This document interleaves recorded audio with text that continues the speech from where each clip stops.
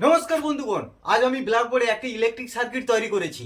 এই অদ্ভুত তারের সংযোগ দিয়ে বড় বড় গুণ নিমেষে সমাধান করা হয়।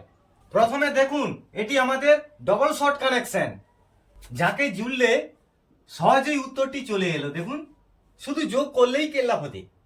এবার পরেরটা দেখুন, আমি ভোল্টেজ কিন্তু বাড়ালাম। এটার নাম দিয়েছি ট্রিপল শর্ট কানেকশন। খেয়াল করুন, প্যাটার্নটি কিন্তু বদলে গেছে আর উত্তরও কিন্তু সুন্দর বেরিয়ে এলো।